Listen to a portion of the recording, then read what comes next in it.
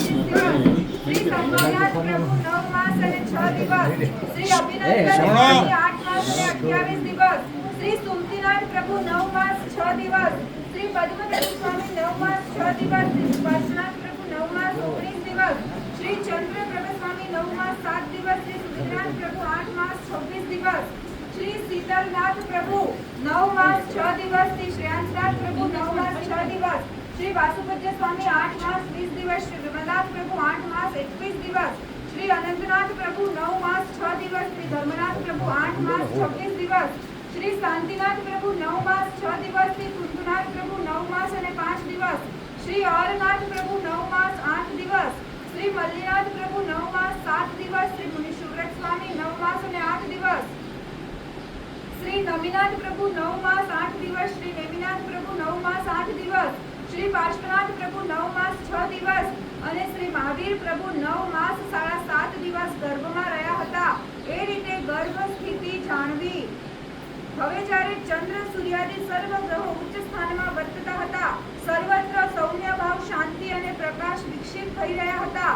અંધકાર નાશ પામી ગયો હતો. ઉલ્કાપાત, રજોવૃષ્ટિ, ધરતીકંપ, દિગ્દાહ જેવા ઉપદ્રવોનો અત્યંત અભાવ થઈ ગયો હતો. દિશાઓના અંત ભાગ સુધી વિશુદ્ધિ અને નિર્મળતા છવાઈ ગઈ હતી. સર્વ પક્ષીઓ પોતાના મીઠા મીઠા મધુર શબ્દ વડે જાણે જય જય શબ્દનો ઉચ્ચાર કરી રહ્યા હતા. દક્ષિણ દિશાનો સુગંધી અને શીતળ પવન મંદ મંદ રીતે ભૂમિને સ્પર્શ કરી રહ્યો હતો તથા સર્વ પ્રકારના ધાન્યાદી પાકથી પૃથ્વી ભરેલી હતી. તેમજ સુકાળ, આરોગ્યાદી અનુકૂળ સંજોગોથી દેશવાસી લોકોના હૃદય હર્ષથી નાચી રહ્યા હતા અને વસંત ઉત્સવ આદિની ક્રીડા દેશભરમાં ચાલતી હતી. આવો સમય પ્રવર્તતો હતો ત્યારે મધ્યરાત્રિને દિવસે ઉત્તરા ફાલ્ગુની નક્ષત્રમાં ચંદ્રનો યોગ પ્રાપ્ત થાય છે. તે અહીં ઉચ્ચ ગ્રહોના ફળ કહે છે. જો 3 ગ્રહ ઉચ્ચના હોય તો રાજા થાય, 5 ગ્રહ ઉચ્ચ સ્થાનમાં હોય તો વાસુદેવ થાય, 6 ગ્રહ ઉચ્ચ સ્થાનમાં હોય તો ચક્રવર્તી થાય, 7 ગ્રહ ઉચ્ચ સ્થાનમાં હોય તો તીર્થંકર થાય.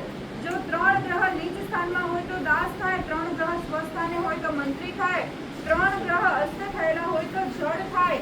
હવે અહીં તીર્થંકરના જન્મ સમયે 8 ગ્રહો ઉચ્ચ સ્થાનમાં હતા. તે કહે છે સૂર્ય મેષનો ઉચ્ચ, ચંદ્ર વૃષભનો ઉચ્ચ, મંગલ મકરનો ઉચ્ચ, બુધ કન્યાનો ઉચ્ચ, બૃહસ્પતિ કર્કનો ઉચ્ચ, શુક્ર મીનનો ઉચ્ચ, શનિ તુલાનો ઉચ્ચ, રાહુ મિથુનનો ઉચ્ચ. એ રીતે સર્વ ગ્રહો ઉચ્ચ સ્થાનમાં આવ્યા.